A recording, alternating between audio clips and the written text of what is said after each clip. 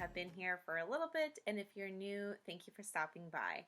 So this week I'm happy to get back onto the bandwagon of teaching you how to get your books into libraries. There has already been a part 1. I just realized I forgot to tell you who I am. I'm Leah Lindeman, author of the Canadian Reminiscence series, so I have some experience with this.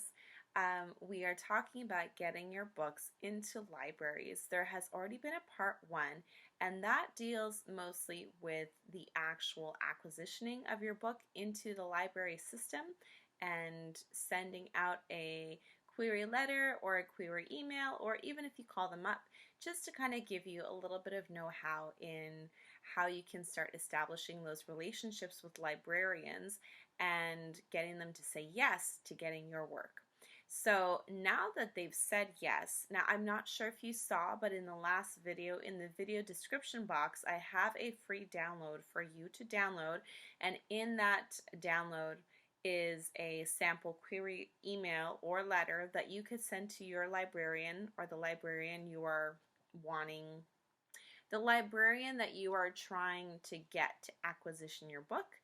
So, and you can use that, you can infuse a little bit of your own style, but it's just a basic cover of what you need to include in your letter to them to give them all the information that they need to say yes to putting your book into their libraries.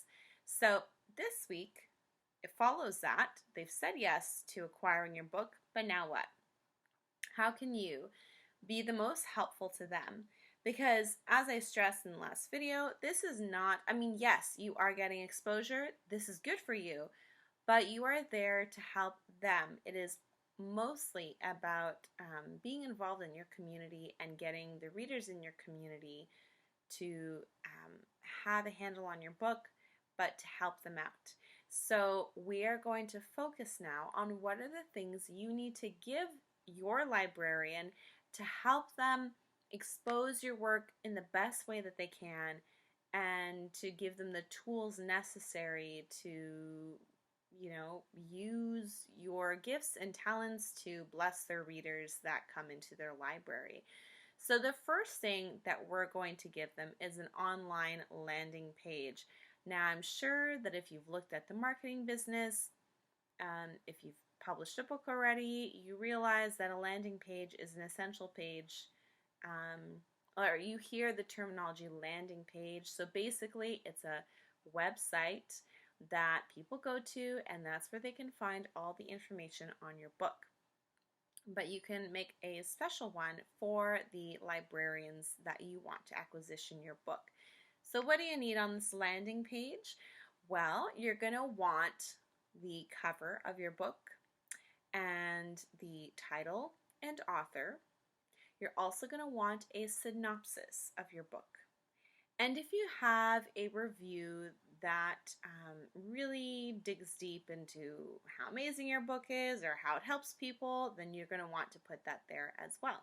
And then in finer print, you're going to want to have something like, for any rights related questions, email this email, contact this email. And then that way, you know, if they're wondering about, oh, can I download it or can I share the download, then you can answer their questions about that. Also, in fine print, you're going to also show the pricing per source. So like, what is the price of the hardcover? What is the pricing of the paperback? The price of the audiobook? The price of the ebook? And then the ISBN, the trim size, and the publishing date. And then at the bottom, you're going to have links. So if you are with a small press, then your link to your publisher's website. If you're self-published, or, well, yeah, they're both indie. But if you're self-published, then just the link to your website, and then the link to the Overdrive website where your book is, and the link to Ingram Spark where your book is also. Because remember, I said before, the librarians can acquisition these properly. You should really have your books, audiobooks, ebooks on Overdrive and Ingram Spark. Paperbacks for Ingram Spark and ebooks and audiobooks on Overdrive. That way they can acquire it properly.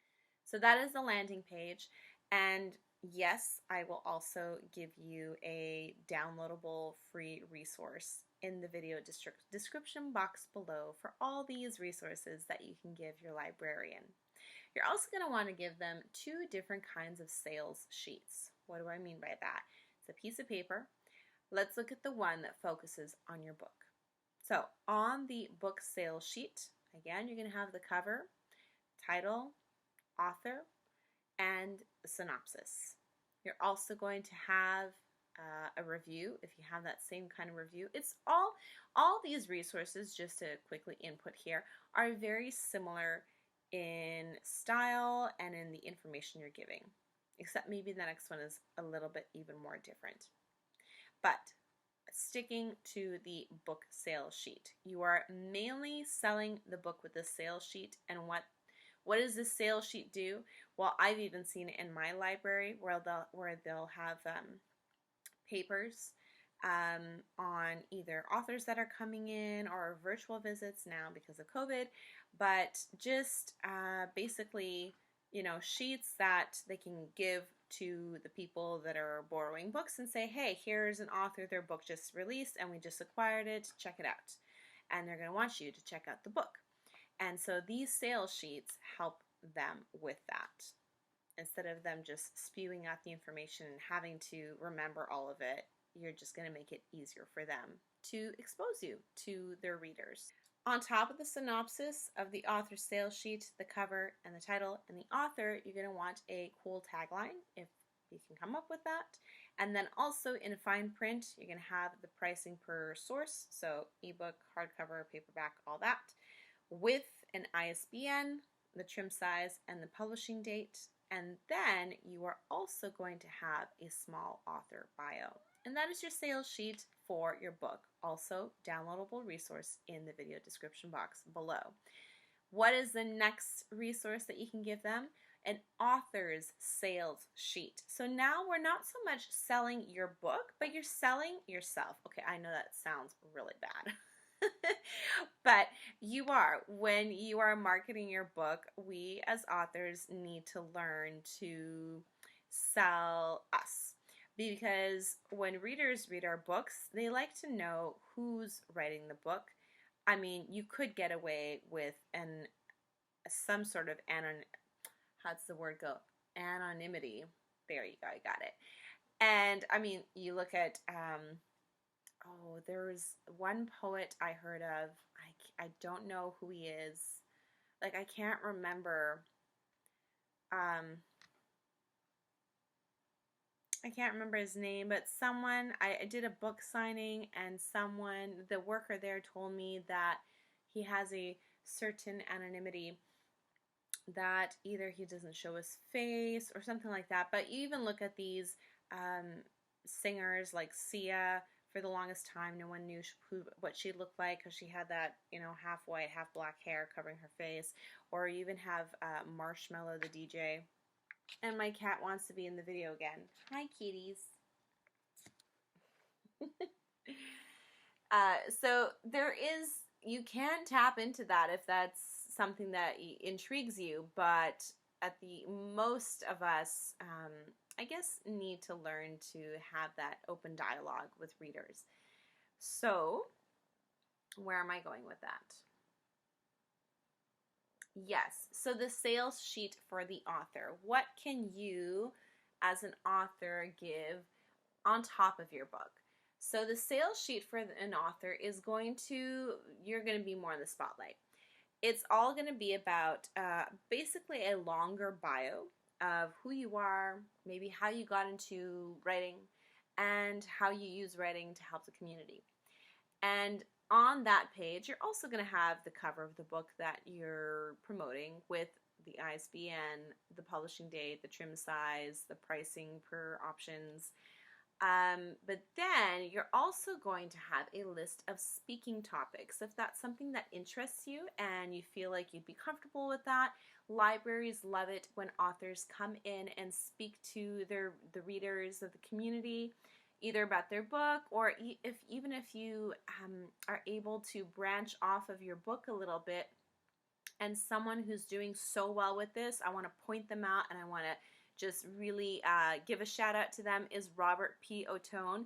So he's actually the one that I would say is mostly, he's the one that got me into this whole world of YouTubing. He's the catalyst, basically. I met him during an author-to-author interview, and then we did an Instagram Live, and then he's the one that basically introduced me to Nikki at Dark Between Pages, and then Nikki to everyone else. So he's the catalyst. So thank you, Robert, again, for bringing me into this beautiful world that I didn't even know existed. Anyways. But he is doing this so well right now. He just did a talk at the Long Island Library. Was it the Sayville Library about Long Island history and its serial killer, I believe. I was actually late to the virtual talk. I'm sorry, Robert. But I really did enjoy the last bit that I came to. But it was a cold case that they haven't solved. And he basically gave his opinions because he's a horror author. But I guess he's been doing research into this. And he's been giving his opinions on that case. And then he actually has another event coming up. Let me find it because this sounds really, really cool. I want to share it with you all. It's like a virtual campfire. Super cool. Again, with a library. I should have had this ready. Seriously. Oh, wait. It would be... Hopefully it will show... Okay, good. Oh, okay, good. So, the Syosset Library presents Long Island Myths and Legends, and it's a virtual campfire presentation. And tune in, guys. You don't need to pre-register. It's Thursday, August 5th at 7:30 p.m. Eastern Time. And it's not just him. There's also other local horror authors, James Chambers and Robert P. Otone, for an evening of spooky Long Island horror. Now, I don't know if Robert, if you see this video, please comment down below and let people know what you did to, it could be that he just spoke with his librarian, just went and walked in, I don't know, but you can use this author sales sheet to basically write out a list of topics that you'd be comfortable speaking on. So, for example, I've also done this with my own local library. It wasn't virtual at the time, it was in person. This was before COVID. But basically speaking on the history surrounding my book. So if you don't like history, that probably sounds super boring. But so yes, you can do that. And then at the bottom, after you have your speaking topics, you can have contact and the email that you want to put down for that. The last resource that I'm going to share with you is just an extra little tidbit that you can give your librarian: bookmarks. And I see a lot of these at my library, and the librarians do hand these out. They'll take the bookmark and it'll just be the bookmark of the latest bookmark of the bookmark showing the information of the latest release of a certain author. And again, all these resources that I'm talking about, I will put down below as free downloadable samples that you can look at and follow and choose to do. So, what should be on the bookmark? The cover of your book, the title, the author. If you have a short little snappy review you can put on there, that's great. And then a short snappy synopsis. That will probably be shorter than the synopsis that you have put on your author sales sheet and your online landing page. And then what's great now about bookmarks is instead of saying your website is da-da-da-da-da, you can put a QR code so that way people can grab their phone, put it on the photos, and it scans them right into your website. There you go. But for the ones that you give the librarians, maybe you can make special ones for them. Let's say you want to hand these out specifically to librarians, you would make a QR code specifically to go to the online landing page where they can download your work and go and acquire their work for their library. So there you have it. Those are all the resources that are available to you to help your librarian expose you to their readership. This is great for them. It's great for you, it's a win-win situation, and it endears you to the community. So I hope this has been helpful to you guys. I had so much fun just sharing whatever knowledge I've learned over the last few years and just some research I've done on my own as well.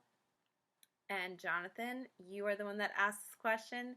Thank you for asking this question. Again, this part 2 is also dedicated to you. I hope this helps you out on your journey with getting your book into libraries.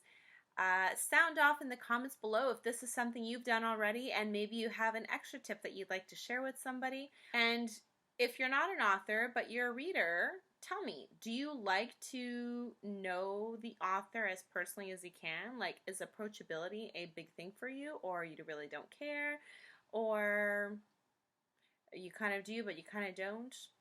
What do you think? I would love to hear your thoughts.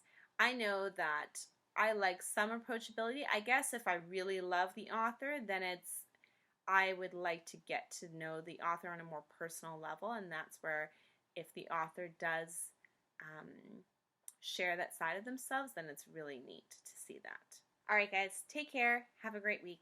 See you next week about my reading list for the Indie Reading Accords Readathon.